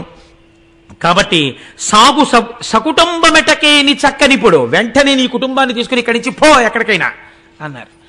అనేటప్పటికీ పాపం ఆయన చూసి దైవ పితృ మఖముల ఏవే విధమున సల్ప కూడా తెరుగుమిది మొదల్ నీ వనరించిన దురితం బే వడవున సడబడద ఎక్కుడు భరమవు. ఓ గౌతమ, వెళ్ళిపోదాం అనుకుంటున్నావేమో, వెళ్ళిపోవడం కాదు, ఇవాళ నుంచి నువ్వు అగ్నికార్యం చేయకూడదు, నువ్వు దేవతలను ఆరాధించకూడదు, నువ్వు పితృదేవతలకు ఏ విధమైనటువంటి పూజలు చెయ్యకూడదు. ఎందుకో తెలుసా? గోహత్య చేసిన నీలాంటి దుర్మార్గుడు పూజ చేస్తే భగవంతుడు నొచ్చుకుంటాడు రా. భగవంతుడు నొచ్చుకుంటే భూమికి భారం ఎక్కువైపోతుంది నువ్వు చేసే పాపపు పనుల వల్ల. ఒక పాపం మీద ఇంకో పాపం చేద్దాం అనుకుంటున్నావేమో, వెళ్ళి మళ్ళీ అగ్నికార్యాలు చేద్దాం పూజలు చేద్దాం అనుకుంటున్నావేమో, అదేం కుదరదు, నువ్వు దూరంగా ఎక్కడికైనా పో అంతే. ఇప్పుడు ఆయన ప్రాణం ఏమిటండి? ఈశ్వరార్చన. ఆయన భగవంతుణ్ణి అర్చించకుండా ఉండలేడు, ఆయన భగవంతుణ్ణి అభిషేకించకుండా ఉండలేడు, ఆయన అగ్నికార్యం చేయకుండా ఉండలేడు, ఆయన సంధ్యావందనం చేసుకోకుండా ఉండలేడు. అటువంటి వాడిని నువ్వేమీ చెయ్యొద్దన్నారంటే చంపేశారు ఆయన ఇంకో రకంగా. ఇంత బాధ పెట్టే మాటలు మాట్లాడితే ఆయన అన్నట్ట లేచి నిలబడి, చేసితి దోషము నిష్కృతి చేసితినే గాని శాంతి చందదు పుడమిన్ వాసిగ ప్రాయశ్చిత్తము చేసుకొని యఘంబు బాయు సిద్ధమిది ముని. అయ్యయ్యో, తప్పకుండా వెళ్ళిపోతానయ్యా, నేను ఇక్కడ ఉండను, నేను వెళ్ళిపోతున్నానని గబగబా వెళ్ళిపోయాడు మహానుభావుడు. ఒక నెల్లాళ్ల పాటు అలా తిరిగాడు తిరిగాడు తిరిగాడు. ఎంత దుఃఖం అనుభవించాడో అంతటి గౌతముడు. అయితే మీరు ఒక్కటి ఇక్కడ చాలా జాగ్రత్తగా ఆలోచించాలి. ఇంతటి మహర్షే, ఇంత తపశ్శక్తి ఉన్నవాడే, ఒరే నేను గడ్డి పరక విసిరితే ఆవెందుకు చచ్చిపోయిందిరా, ఇందులో ఏదైనా కుట్రుందా అని ఆయన ఆలోచించలేదు. ఎందుకు ఆలోచించలేదు? అసలు ఒకడి గురించి తప్పుగా ఆలోచించడం ఆయనకి చేత కాదు. గోవు కుక్క కాదు, కుక్క గోవు కాదు. ఎంత గొప్ప స్థితి అండి ఆ గౌతముడిది నిజంగా. ఎటువంటి మహర్షి అండి. అందుకని ఆయన అంతర్ముఖుడై చూడలేదు. ఆయనే చూస్తే వీళ్ళ బతుకులు బయటడిపోతాయి. పైగా వెళ్ళి నేను చాలా తప్పు చేశానయ్యా, ఒక నెల్లాళ్ళు అయిపోయిన తర్వాత చాలా వాడిపోయిన వదనంతో దుమ్ము కొట్టుకుని పోయిన వాడై దూరంగా నిలబడి తన శిష్యుల్లో ఒకడి చేత ఒక్కసారి నా కోసం ఆ మునుల్ని రమ్మనండి అని కబురు చేశాట. వీళ్ళు చక్కగా ఈ నీళ్లు తాగుతూ పువ్వులు పెట్టుకుంటూ చక్కగా ఈ కాయలు పళ్ళు తినేస్తూ ముప్పొద్దుల నా కోపంలో అయితే తెగ తిని కూర్చునున్నారు. అంతకన్నా నేను ఇంకా వాడలేను, నాకు అంత అక్కసుగా ఉంది. కాబట్టి ఆయన వచ్చి పిలిస్తే ఈ మునులు బయటికి వెళ్ళారు. ఆయన అన్నాడు, చాలా దోషం చేశానండి, నిజమే, ఆవును చంపేశాను, కానీ ఇలా ఎన్నాళ్ళు కూర్చోను పూజలు చేయకుండా, ఎన్నాళ్ళు కూర్చోను అగ్నికార్యం చేయకుండా, నా మనస్సు ఊరడిల్లట్లేదు. ఏదైనా ప్రాయశ్చిత్తం ఉంటే చెప్పండి, నేను ఆ ప్రాయశ్చిత్తం చేసుకుని మళ్ళీ నా జీవితాన్ని ఈశ్వరాన్ముఖం చేసుకుంటానన్నాడు. ఆయనకి కావలసింది భగవంతుడంతే, ఇంకొకటి ఆయనకి తెలియదు. ఆయనకి తెలియని విషయాలు వీళ్ళు చెప్పగలరా అండి? అంటే ఏమో ఇంత తప్పు చేశాను కదా, ఇంతమంది వాళ్ళు తప్పు చేయకుండా ఉన్నారు, తప్పు చెయ్యని వాళ్ళ దగ్గర తప్పు చేసిన వాడు వినడం వినయం, అంతేకాని నాకు తెలిసని నేను చేసుకోవడం ఏమిటి, మళ్ళీ ఇంకో తప్పు చేస్తానేమో. ఎంత వినయానికి ఆయన లొంగాడో చూడండి. ఆయన ఇంకా ఇంకా మెట్లు దిగి వినయానికి ఎడుతున్నాడు, వీళ్ళు ఇంకా ఇంకా మెట్లెక్కి అహంకారానికి ఎడుతున్నారు. వీళ్ళన్నారు, అయితే చెప్తాం విను. ఇమ్మహి గోహత్యా పాపమ్మును బొనరించినట్టి వాడను నేనంచు మేదిన్ అంతయును ముమ్మారు ప్రదక్షిణంబులరింపు మొదల్. ఈ భూమండలాన్నంతటినీ 3 మార్లు ప్రదక్షిణం చెయ్యి. చేసేటప్పుడు ఏం చేస్తావో తెలుసా? అడుగు తీసి అడుగేసినప్పుడల్లా ఒక గోవుని చంపినటువంటి మహాపాతకుణ్ణి నేనే అని చెప్తూ 3 మార్లు ప్రదక్షిణం చెయ్యి భూమికి. అప్పుడు ఆ ఆవుని చంపిన పాపం పోతుందంటే ఎంత కక్ష చూడండి వాళ్ళకి అని చెప్పారు. అటు మీద ఒక్క మాసము చాంద్రాయణ వ్రతం వనరింపుము. 3 మాటలు ఇలా ప్రదక్షిణం చేసి వచ్చాక ఏం చేస్తావో తెలుసా? చాంద్రాయణ వ్రతం చెయ్యి. చాంద్రాయణ వ్రతం అంటే ఏమిటో తెలుసా అండి? ఇంకొక రకంగా చెప్పాలంటే నీకు ఒళ్ళు బలిసి ఆవును చంపేవని చెప్పడం. అంటే తినకూడనంత ఆహారం తినేస్తే కొవ్వెక్కిపోతే, మనస్సులో రజోగుణ తమోగుణ ప్రకోపం పెరిగిపోతే, సాత్వికమైన ఆహారం తినకపోతే దాని వల్ల వచ్చిన మదంతో ప్రవర్తించిన వాడు దోషం చేస్తాడు.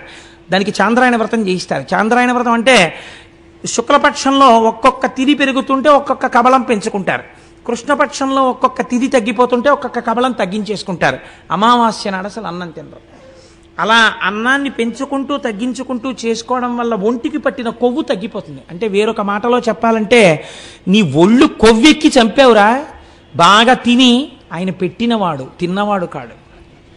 ఎంత లేసి మాటలు అన్నారో చూడండి ఆయన్ని నిజంగా.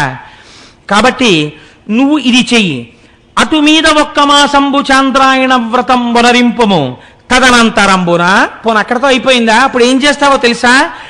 101 మారు పాటిగా బ్రహ్మగిరికి ప్రదక్షిణంబు అనరింపుము. 101 మార్లు ఈ బ్రహ్మగిరి చుట్టూ ప్రదక్షిణం చేయి. ప్రదక్షిణం చేసిన తర్వాత అంత మీద మృన్మయములైన లింగంబులర్ధిగూర్చి చేయు అర్చనంబు. 1,000,000 మృన్మయ లింగాలు తెచ్చి పెట్టు. నువ్వే చేసుకో ఆ లింగాలన్నీ. చేసుకుని 1,000,000 లింగాలు పెట్టి ఈ 1,000,000 లింగాలకి అర్చన చెయ్యి. చూడ్డానికి వస్తారు, ఏమిటి మహానుభావ ఈ క్రతువు అంటారు. మహానుభావుణ్ణి కాదు, ఆవును చంపానని చెప్తుండు, చెప్పి చెయ్యి అన్నారు. ఆయన తెల్లబోయాడు విని. ఇంత దారుణమైన శిక్ష, అయ్య బాబోయ్ అంటే అయితే అది కూడా చేయమన్నమాట అని ఇంకోటి ఏమంటారో అడిగినందుకు చూడండి ఎంత స్థితికి వెళ్ళారో వాళ్ళు. మొగుణ్ణి కొట్టి మొగసాలకు వెళ్ళడం అంటే ఇలాగే ఉంటుంది. కాబట్టి ఇట్లు చేసినచో అఘంబువాయు. ఇక మరి ఒక పద్ధతి వినుము. ఒకవేళ చేయలేవా, మొహం అలా పెట్టమే, ఇంకో పద్ధతి చెప్తాం మీరు పునజ్జి అంటే అంతటి మహర్షిని పట్టుకుని ఇవాళ వాళ్ళు ప్రబోధం చేసేస్తున్నారు. ఎంత గొప్పగా మాట్లాడుతున్నారో చూడండి. దినదినమీశ్వరున్ కొలిచి దివ్య తపం వనరించి దేవ గంగను ఇట తెచ్చి తద్విమల కాండమునం అఘమర్షణావగాహనమును ఒనర్చినన్ దురితమంతయు డొల్లు శుభాప్తి కోరి ఇంకను శివలింగ కోటులను కల్పన చేసి భజింపు మాపయిన్. ఏం చేస్తావు తెలుసా? అలా చేయలేకపోతే వెళ్ళి కూర్చుని శంకరుడి గురించి తపస్సు చేయి. శంకరుడు ప్రత్యక్షమైన తర్వాత గంగ నిమ్మని అడుగు. ఇత పూర్వం వారణాసి దగ్గర ప్రవహిస్తోంది ఒక గంగ, ఇంకొక గంగని ఇటు తీసుకురా. భగీరథ ప్రయత్నం అంటారు. భగీరథుడు ఎంత కష్టపడవలసి వచ్చిందండి. ఈయన కర్మ ఈయనకి. వెళ్ళి ఆ గంగని ఇటు తీసుకురా, ఎక్కడా ఉన్ చంపావో అటువైపు నుంచి ప్రవహింపచేయి. చేసిన తరువాత ఒక వ్రతం చేయి, అఘమర్షణ వ్రతం అనేటటువంటి వ్రతం. మళ్ళీ 1,000 లింగాలు పెట్టు, వాటికి అర్చన చేయి. ఇవన్నీ చేస్తే నీ పాపం పోతుంది అనుకుంటున్నాం, అలా చేయి మొదలుపెట్టన్నారు. అంటే ఇక పోయేది మొదలెట్టాడంటే ఇంకా భగీరథుడిలా ఇక మళ్ళీ వస్తాడా? ఈ ఆశ్రమం మనది, ఈ పళ్ళు మనవి, ఈ కాయలు మనవి, ఈ కూరలు మనవి. ఇంకా మళ్ళీ భగీరథుడు తిరిగి రాకుండా ఉపదేశం చేశారు. ఆ పిచ్చి ఆయన, ఇదేమిట్రా, నేను చదువుకున్నాను కదా, ఇవన్నీ ఎందులో ఉన్నాయిరా, ఏ పురాణంలో ఉన్నాయి, ఏ ఆ ధర్మసింధువులో ఉన్నాయి, ఓసారి ఆ పేజీ నెంబర్లు చెప్పండి అని అడగచ్చు కదా. నా బుద్ధి ఇలా వక్రించేగా అవును చంపాను, పెద్దలు చెప్పిన మాట విందాం అనుకున్నాడు ఆయన.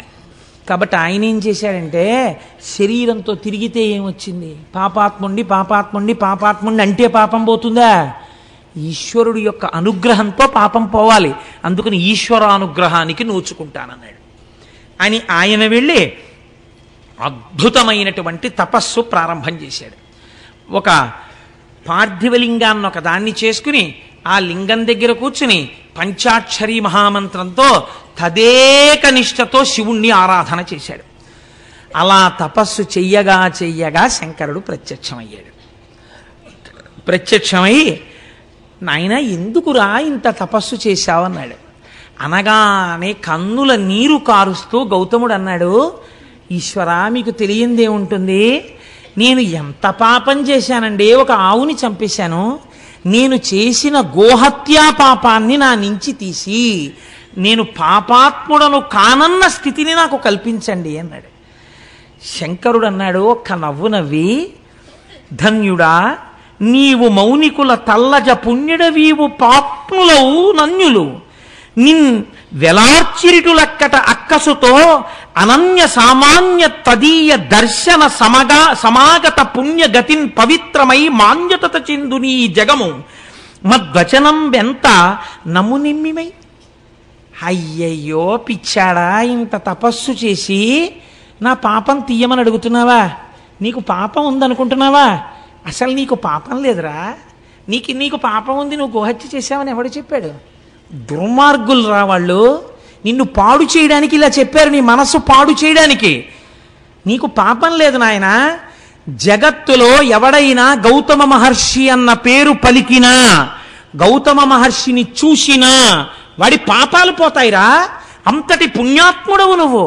నిన్ను చూడ్డానికి నేనొచ్చాను నాయన, నాకు పాపం ఉంది తీయమంటావేమిటి?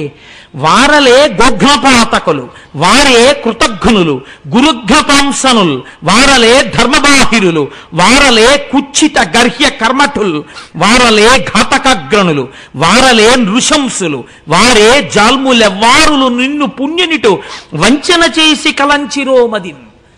బహుశః నాకు తెలిసి పరమశివుడు ఇన్ని తిట్లు తిట్టడం నేను ఎక్కడ వినలేదు. ఎక్కడ ఏ పురాణంలో ఏ సందర్భంలో తిట్టలా. శివుడికింత ఆక్రోశం వచ్చి తిట్టాడంటే వాళ్ళు ఎంత పాపపు పని చేశారో మీరు ఆలోచించండి. నిన్ను ఇలా కష్టపెట్టి నువ్వు పాపాత్ముడివి, గోహత్య చేశావని నిన్ను బాధలు పెట్టిన వారు ఎటువంటి వారో తెలుసా? వారెల గోఘ్నపాతకులు, ఆవుని చంపిన వాళ్ళు విఘ్నేశ్వరుణ్ణి అడిగిన వాళ్ళు. అలాంటి పని చేయమని వారే కృతజ్ఞ గురుఘ్న పాంసనులు, వాళ్ళు కృతజ్ఞులు, చేసిన ఉపకారం మర్చిపోయారు. వాళ్ళు గురుద్రోహులు, నువ్వు గురువువి, నీకు ద్రోహం చేశారు వాళ్ళు. వారలే ధర్మబాహిరులు, ధర్మం విడిచిపెట్టిన వాళ్ళు. వారలే కుచ్చిత గర్హ్య కర్మఠుల్, కుచ్చిత బుద్ధులున్న వాళ్ళు. వారలే ఘాతకాగ్రణులు, మహాఘాతుకం చేసేటటువంటి వాళ్ళు వారి నృశంసులు, అసలు తలుచుకోకూడనటువంటి వాళ్ళు, మనసులో స్థానమీయకూడని వాళ్ళు వారే జల్ములెవ్వారులు నిన్ను పుణ్యనిట వంచిన చేసి కలంచిరోమదిన్. ఈశ్వరుడింత కోపం పెంచుకోవడానికి కారణం ఏమిటో తెలుసా అండి? ఇంత భక్తుడవైన నీ మనస్సు ఎందుకు పాడి చేశారా వాళ్ళు? దీనికి నాకింత కోపం వచ్చింది. భక్తుడైన వాడి మనస్సు పాడి చేస్తే వచ్చేటటువంటి శిక్ష అది.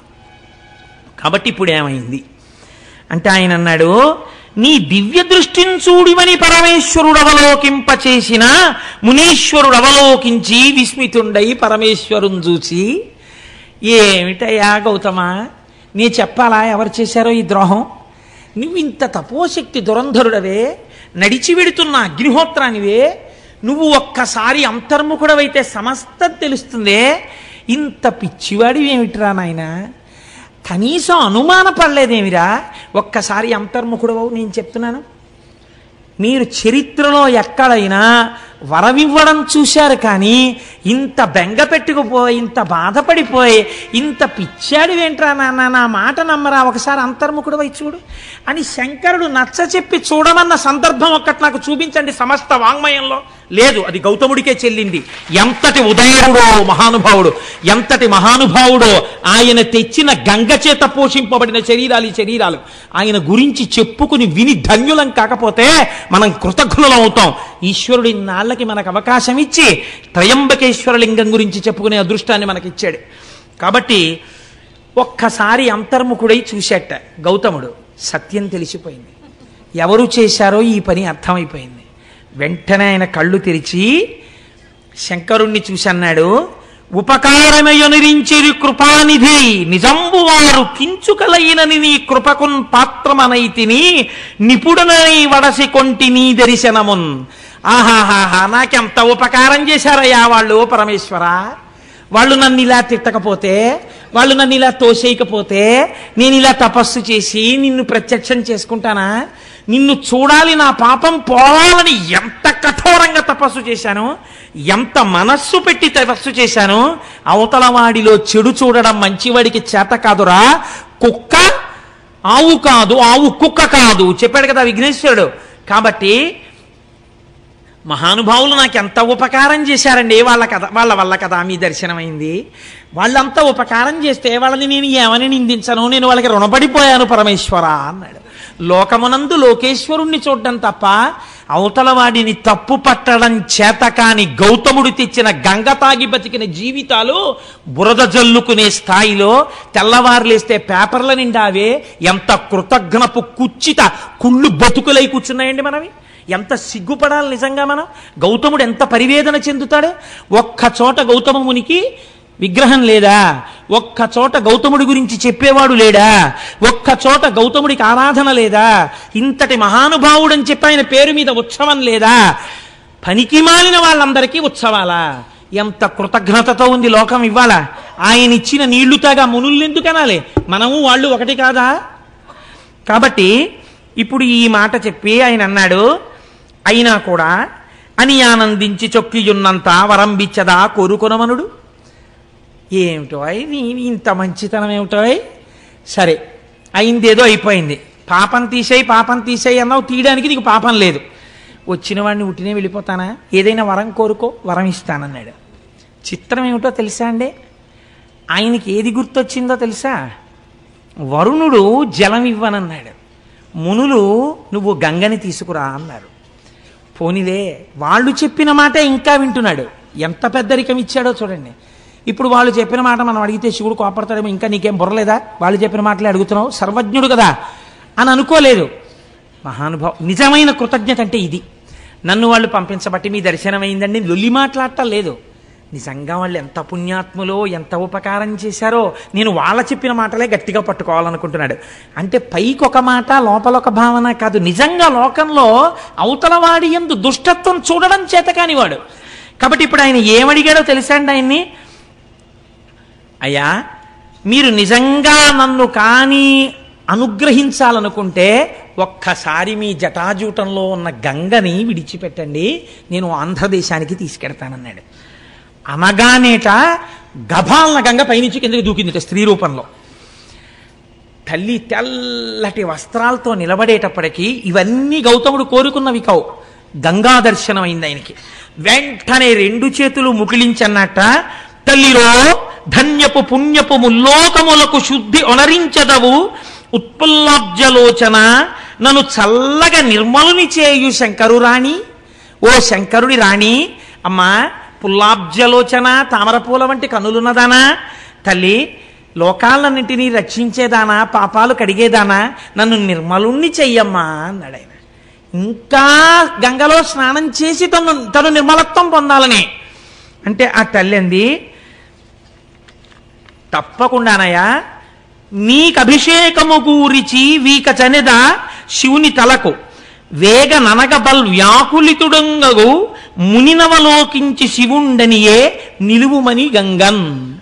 ఆవిడంది, నువ్వు కోరుకున్నట్లుగా ఇక్కడొక్కసారి నేను ఆగుతాను, నీటి రూపంలో నీ తల మీద పడతాను. అంటే నీకు గంగా స్నానం అయిపోయింది కదా, నువ్వు నిర్మలుడు అయిపోయినట్టే కదా, ఇంకేం కావాలి, నువ్వేమడిగావు, నన్ను నిర్మలుణ్ణి చేయమన్నావు, నేను ఒక్కసారి నీ తల మీద పడతాను, అభిషేకం అయిపోతుంది. కాబట్టి గంగా స్నానం అయిపోయింది. నీకు స్నానం అవుతుందని లేదా ఆవిడ, నీకు అభిషేకం అవుతుందండి, అయిపోతుంది. కాబట్టి నీవు కోరుకున్నట్టు పోనీ గంగా స్నానం అయిపోయింది కదా, నేను వెంటనే మళ్ళీ శివుడి తల మీదకి ఎక్కేస్తాను, ఇంకొక మారు భూమి మీద ప్రవహించాను. ఒక్కసారి ప్రవహించినందుకు ఎంతమంది వచ్చి స్నానాలు చేసి పాపాలు వదులుతున్నారో చూస్తున్నాను. మళ్ళీ ఇంకో పాయా, వద్దు బాబోయ్, మళ్ళీ తల మీదకి వెళ్ళిపోతానండి. అంటే ఆయన అన్నాడు, అమ్మా నేను అది కాదు కదమ్మా అడిగింది, లోకానికి అంతటికీ సుభిక్షం కావాలమ్మా, నువ్వు ప్రవహించాలని కదా తల్లి నేను కోరింది అన్నాడు. అంటే ఆవిడంది అటు ఇటు చూసి, ఈ మాట వినేటట్టు లేడు, ఈయనకి వరం ఇచ్చినవాడు మా శంకరుడేమో భోళాశంకరుడు, ఈయనేమో కుదరదంటాడు ఎలాగోనని, ఈయన కుదరదు గంగా నువ్వు ప్రవహించనే లోపల మనమేమో నియమం పెట్టేస్తే గొడవ వదిలిపోతుందని శంకరుడి వంక చూసింది. ఏమండి ఆయన తప్పకుండా ప్రవహించమంటున్నాడు, నేను ప్రవహిస్తాను, మీరు లింగ రూపంలో ఇక్కడ వెలియండి, మీరు ఇక్కడ లింగ రూపంలో ఉండండి, నేను ఇక్కడి నుంచి ప్రవహిస్తాను, ప్రవహించి వెడతాను, 33 కోట్ల మంది దేవతలు కూడా నా ప్రవాహం ఎటు వెడుతుందో అటు ఉండాలి. అంటే ఆయన అన్నాడు, తప్పకుండా అలాగే ఉంటాను గంగా అన్నాడు. ఆయన ఎంత భక్తవశంకరుడో ఆయన చూడండి, తప్పకుండా ఉంటాను లింగ రూపంలో ఉన్నాడు. దేవతలందరూ పరుగు పరుగునొచ్చి మన్ని కూడా ఉండమంటాడో ఏమిటో, భీమహా నిన్ననే కదా విన్నాం, ఆయన శాసనం కాదనకూడదు. వాళ్ళు వచ్చి అన్నారు, అమ్మ అమ్మ అమ్మ అమ్మ మాకు మాత్రం ఒక ఎగ్జంప్షన్ ఇయ్యమ్మా, ఏడాదికి ఓ రోజు వచ్చి ఇక్కడ కూర్చుంటాం, 2 పుష్కరాలు వచ్చినప్పుడు ఏడాది అంతా ఉంటాం, 365 రోజులు ఇక్కడే కూర్చుని ఉండమని మాత్రం నియమం పెట్టకమ్మా, మమ్మల్ని వదిలే, అందరి బదులు మహానుభావుడు పరబ్రహ్మం పరమశివుడు ఉంటున్నాడు కదా తల్లి లింగ రూపంలో, మమ్మల్ని వదిలేయమ్మా అన్నాడు. సరే పుష్కరాల్లో వచ్చి ఏడాది ఉండండి, సంవత్సరానికి ఓ రోజు వచ్చి ఈ తటంలో కూర్చోండి, అలాగే కూర్చుంటా ఉన్నారు. అన్న తర్వాత ఇప్పుడు ఆ గౌతముని పేరు మీద వెడుతున్నటువంటి గంగ పాయ కనుక దీనిని గౌతమి అని పిలుస్తారయా, ఇదిగో ఈ గౌతమి ప్రవహిస్తుంది అన్నారు. ఇప్పుడు స్వామి త్రయంబకుడన్న పేరుతో అక్కడ వెలిశాడు. మిగిలినటువంటి లింగాలకు ఒక్కొక్క దానికి ఒక్కొక్క పేరుంది, ఇక్కడ వెలిసినటువంటి శివలింగానికి త్రయంబక లింగము అని పేరు. అలా ఎందుకంటారో తెలుసా అండి, ఇది పరమశివుని యొక్క అపారమైన కారుణ్యాన్ని, ఆయన సౌలభ్యాన్ని తెలియచేస్తుంది. అప్పై దీక్షితులు వారని మనకి ఒక మహాపండితుడు ఒక ఆయన ఉన్నారు, వారు ఎంతగా శివోపాసన చేశారో అటువంటి వారికి ఒకానొకప్పుడు ఒక ఆలోచన వచ్చింది, అసలు నిజంగా నా మనస్సు శివుణ్ణి పట్టుకున్నది నిజమైతే ఎలా తెలియాలి, నిద్రపోతున్నప్పుడు కూడా శివుణ్ణే తలుచుకుంటూ ఉండాలి, కానీ నిద్రపోతున్నప్పుడు నేను అలా తలుచుకున్నానో లేదో నాకు తెలియదే. రెండోది ఏమిటి, నాకు పిచ్చెక్కితే నేను శివుడి గురించే మాట్లాడుతూ ఉండాలి పిచ్చిలో, అప్పుడు మిగిలిన వాళ్ళు వింటారు. నాకు పిచ్చెక్కిన విని నేను పిచ్చెక్కినప్పుడు ఏం మాట్లాడుతున్నానో వాళ్ళు చెప్తే నేను శివుడి గురించే మాట్లాడితే నేను శివభక్తుడిని అయినట్టు అని శిష్యుల్ని పిలిచి అన్నారు, ఒరే ఆ గూట్లో పిచ్చెక్కే మందుంది, అది పట్టుకురండి, నేను తాగేస్తాను, నాకు ఒక 2 గంటల పాటు ఆ పిచ్చిలో నన్ను ఉండనివ్వండి, నేను ఈ పిచ్చిలో ఉన్నప్పుడు ఏం మాట్లాడుతుంటానో మీరు రాయండి జాగ్రత్తగా కిటికీ దగ్గర కూర్చుని. ఓ 2 గంటలు అయిపోయిన తర్వాత లోపలికి రండి, ఇదిగో అటువైపు కిటికీలో ఇంకో మందు ఉంది, అది పోసేయండి నా నోట్లో, నా పిచ్చి తగ్గిపోతుంది. తగ్గిపోయిన తర్వాత నేను పిచ్చిలో ఏం మాట్లాడానో నాకు చూపించండి రా అన్నారు. దీన్నే పిచ్చెక్కినప్పుడు అప్పయ్య దీక్షితుల వారు చేసినటువంటి స్తోత్రాల్ని ఉన్మత్త పంచశతి అని పిలుస్తారు.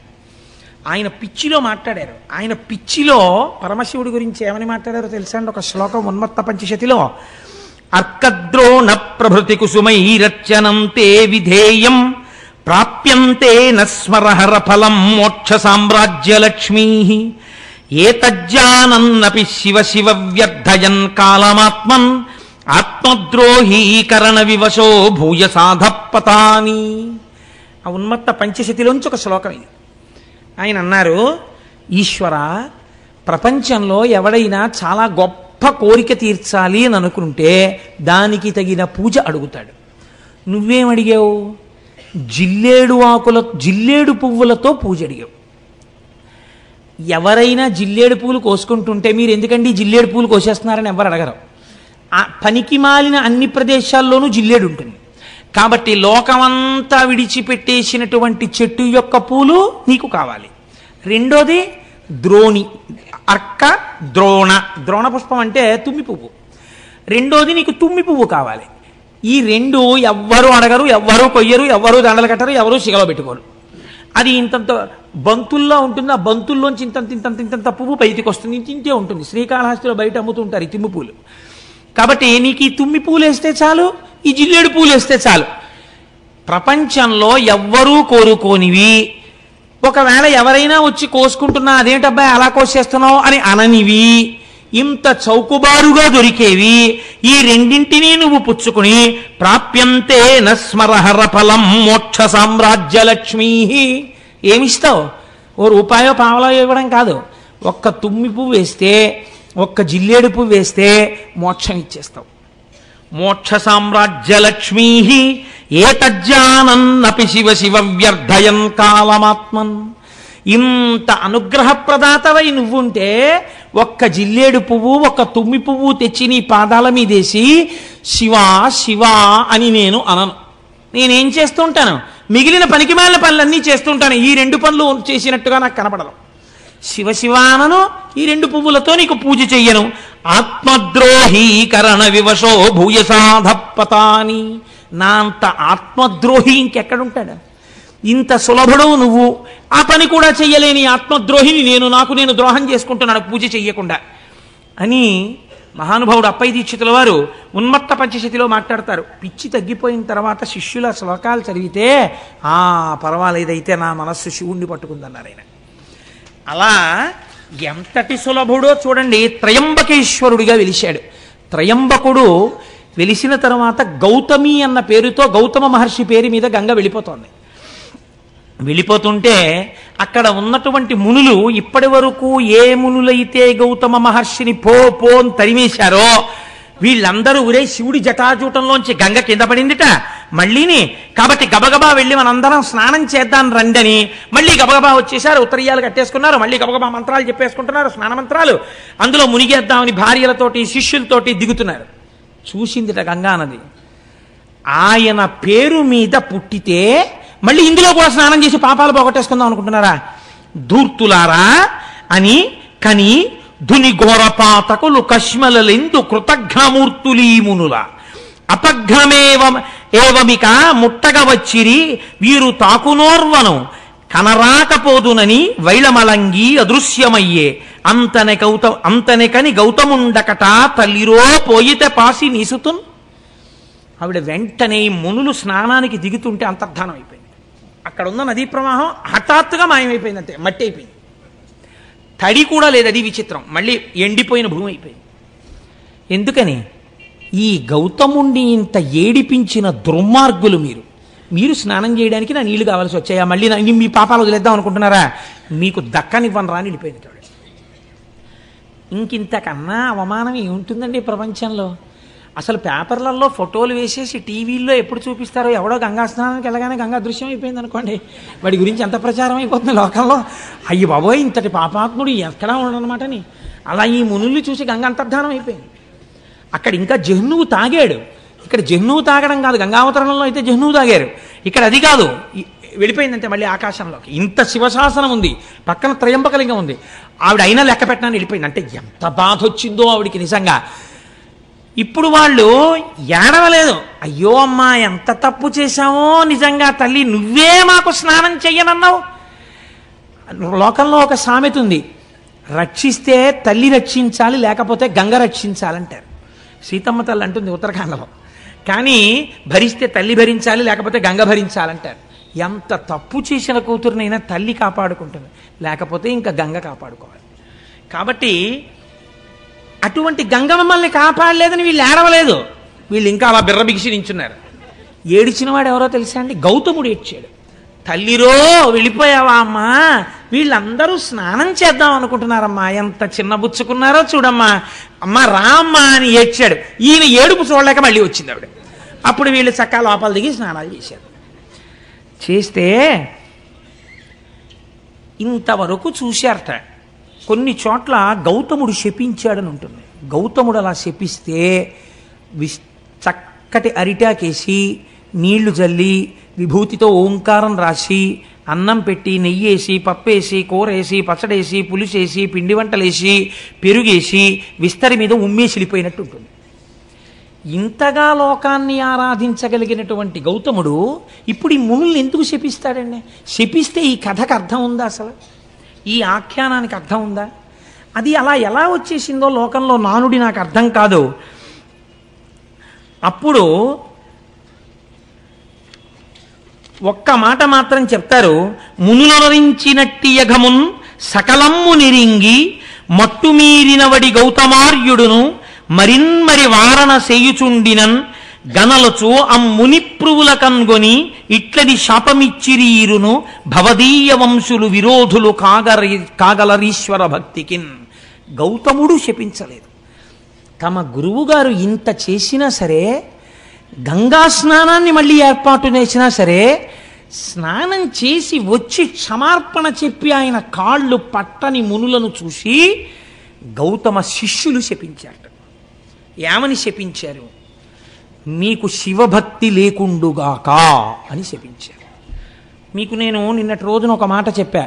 ప్రపంచంలో ఐశ్వర్యమును పాడు చెయ్యడానికి గొప్ప శాపం ఏమిటో తెలుసా అండి? నీ ఇంట జిల్లేడు మొక్క పుట్ట. జిల్లేడు మొక్కలు ఇంట్లో పుట్టాయంటే ఆ ఇల్లు ఇంకా నివాసయోగ్యం కాకుండా పాడుపడిపోవడానికి సిద్ధపడిపోతుందని. నీ ఇంట జిల్లేడు మొక్క పుట్ట అంటే భయంకరమైన శాపం భౌతికమైన ఐశ్వర్యానికి.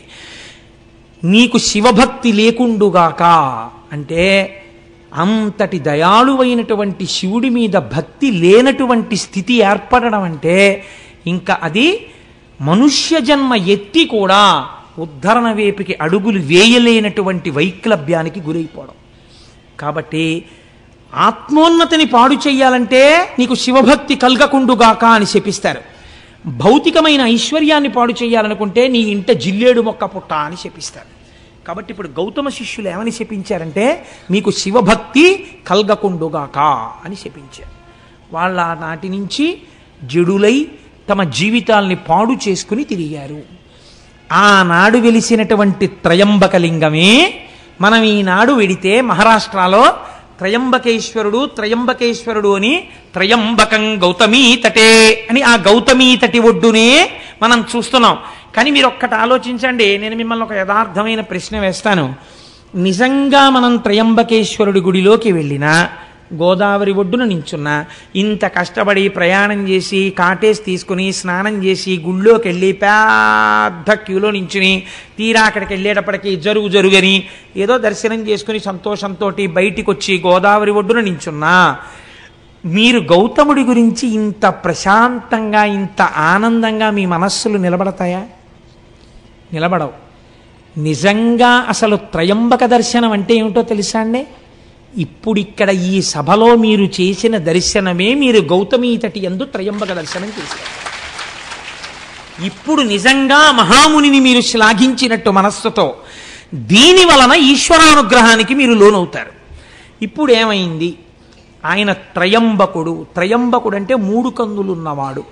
మూడు కన్నులున్నవాడు సమస్త దేవతా స్వరూపములయందు మహాదేవుడు ఒక్కడే. మనకి ఓం త్రయంబకం యజామహే సుగంధిం పుష్టివర్ధనం ఉర్వారుకమివ బంధనాన్ మృత్యోర్ముక్షీయమామృతాత్ అని మృత్యుంజయ మహామంత్రం. మూడు కన్నులు ఉండడం అంటే మీరు ఒకటి బాగా జ్ఞాపకం పెట్టుకోండి. కాలహర, కామహర ఈ రెండు దాని యందు ఉన్నాయని. మనం పుట్టడానికి కారణమేమి? తల్లిదండ్రుల యొక్క కామము మన యొక్క జననమునకు హేతువు. మళ్ళీ మన శరీరం పడిపోవడానికి కారణమేమి? కాలము కారణము. కొంతకాలం వచ్చిన తర్వాత డేట్ ఆఫ్ డెత్ ఉంది కదండి. కాలము వలన పడిపోతారు, కామము వలన మళ్ళీ ఉపాధి తీసుకుంటారు. కామమును కాలమును రెండింటినీ హరించగలిగిన వాడంటే మీకు మళ్ళీ ఇంకొకసారి అమ్మ కడుపులో పుట్టవలసిన అవసరము లేకుండా చెయ్యగలిగిన వాడు, వాడు మూడు కన్నులు ఉన్నవాడు. అందుకే మనం త్రయంబకలింగాన్ని, శివలింగాన్ని ఆరాధన చేస్తే ఒక మాట చెప్తాం, త్రిదళం త్రిగుణాకారం త్రినేత్రం త్రియాయుషం అంటాం. త్రియాయుషం అంటే ఏమిటో తెలుసా అండి? మూడు ఆయుర్దాయములను చూసేటట్టు చేస్తాడు. ఈ మాట చెప్పి మారేడుదళం వేస్తే త్రిజన్మ పాప సంహారం ఏకబిల్వం శివార్పణం అంటాం. ఇది త్రియాయుషం అంటే వార్ధక్యంలో ఒక ఆయన వచ్చేసాడు అనుకోండి, వార్ధక్యంలోకి అంటే ఆయన ఏం చూసేశాడు? బాల్యము, యవ్వనము, కౌమారము మూడు చూశాడా లేదా? చూస్తే కదా ఇప్పుడు వార్ధక్యంలో ఉన్నాడు. ఒక ఆయన అసలు వార్ధక్యంలోకి వెళ్ళలేదనుకోండి, వెళ్లకుండానే వెళ్ళిపోయాడంటే అర్థం ఏమిటి? ఆయన పూర్ణాయుర్దాయాన్ని పొందలేదు. 4వ ఆయుర్దాయంలో నించున్నాడంటే మిగిలిన 3 ఆయుర్దాయాల్ని చూశాడు. మిగిలిన 3 ఆయుర్దాలు చూసేటట్టుగా చేస్తాట ఒక్క మారేడుదళం శివలింగం మీద వేస్తే వాడు త్రయంబకుడు. వాడు త్రిదళం త్రిగుణాకారం, అది కూడా ఎలా చేస్తాడు? త్రిగుణాతీతుణ్ణి చేస్తాట. ఆ ఆయుర్దాయము ఈశ్వరోపాసనగా మార్పిస్తాట. మార్పించి ఏ పాపము మీకు అడ్డొస్తోందో ఈశ్వరుణ్ణి చేరకుండా దాన్ని తీసేస్తాట. ఇదంతా దేనికి? ఒక్క మారేడుదళానికి. అంత సులభుడై ఉంటాడు. 3 కన్నులతో ఉంటాడు. ఈ 2 కన్నులు సూర్యచంద్రులు, ఇది అగ్నిహోత్రం. సూర్యచంద్రులు కాలమునకు గుర్తు. సూర్యుడు పగలుంటాడు, కాలం నడుస్తుంది. చంద్రుడు రాత్రుంటాడు, కాలం నడుస్తుంది. కాలము మిమ్మల్ని శోషింపచేసి పడగొడుతుంది. ఇది అగ్నిహోత్రము. కామాన్ని దహిస్తుంది. అందుకే మన్మధుణ్ణి దహించాడు. ఇది కామహర, ఇవి కాలహర. అంటే మళ్ళీ పుట్టవలసిన అవసరం ఉండదు, మళ్ళీ కాలములో పడిపోవలసిన అవసరం ఉండదు. అటువంటి స్థితిని మీకు ఇయ్యగలిగినటువంటి వాడు, ఇది ఇయ్యగలిగిన వాడు మీ కోరికలు తీర్చడం పెద్ద లెక్క, ఏదైనా తీర్చగలడు. కాబట్టి ఇప్పుడు గౌతమీ తటి యందు వెలిసినటువంటి త్రయంబకలింగం అంత గొప్ప లింగం. ఆ త్రయంబకుణ్ణి ఒక్కసారి చూసి ఒక్క నమస్కారం చేస్తే 3 కన్నులున్నవాడా మహాదేవా అని నమస్కరిస్తే చాలు, మీకు ఇంత ఫలితాన్ని ఇచ్చేస్తాడు. ఇంతటి మహాపురుషుడై లోకమునందు ద్వంద్వభావనలు లేకుండా అంతటా ఈశ్వరుణ్ణే చూస్తూ శంభులింగ ఆరాధనా ఫలితముగా జీవితమును అలా మార్చుకుని భగవంతుణ్ణి భూమి మీదకి తీసుకొచ్చి తన విరోధుల్ని ఈశ్వరుడు తిట్టేంత కోపం ఆయనకి కల్పించి ఒక నది ప్రవహించేటట్టు చేసి ఆనాటి నుంచి ఈనాటి వరకు మన వరకు బతుకుతున్నామంటే, ఇన్ని క్షేత్రాలు వచ్చాయంటే కారకుడైన మహాపురుషుడైన గౌతముణ్ణి మనం ఇవాళ స్మరించగలిగాం. అటువంటి త్రయంబక లింగం గురించి చెప్పుకోగలిగాం. నా మొహం ఇంకొక లింగం కూడా అవడం కాబట్టి అవకపోతే 5 అనుకుంటాను, 6 అనుకుంటాను, ఒక్క లింగం కూడా 2 ఒకటిలోకి వచ్చింది. నానాటికి తీసి కట్టు నాగంబొట్టు. పోన్లేండి అన్నాళ్ళకైతే అవుతాయి. ఆయన ముందే చక్కటి వాక్కు చెప్పారు మా గోపాలకృష్ణ గారు, 365 రోజులు ఉంటుందన్నారు శివపురాణం. అలా అవుతుందో ఏమిటో నాకు, ఆయన వాక్కు సత్యవాక్కు. అందుకని మీరు ఎప్పుడో మళ్ళీ రేపు ఎప్పుడో మహానుభావ 42 రోజుల్లోనో 40 రోజుల్లోనో అయిపోతుంది అనండి మళ్ళీ ఒకసారి. కనుక అంతటి గొప్ప శివలింగ దర్శనం మనం ఇవాళ చేశాం. ఆ గౌతమీ దర్శనాన్ని చేశాం. ఆ గోదావరి నీటిని ఇంటికెళ్ళి తాగేటప్పుడు ఎంత కృతజ్ఞతాభావంతో తాగుతామండి. ఇవాళ ఇంటికెళ్ళి గ్లాసులో నీళ్లు తీయగానే ఇప్పుడు మనకి నీళ్లు కనపడవు. ఆ గౌతముడు, ఆ అహల్య వాళ్ళ కారుణ్యం కనపడుతుంది. ఇన్నాళ్లకి మనం గోదావరి నీళ్ళు అలా తాగుతున్నాం కృతజ్ఞతతో.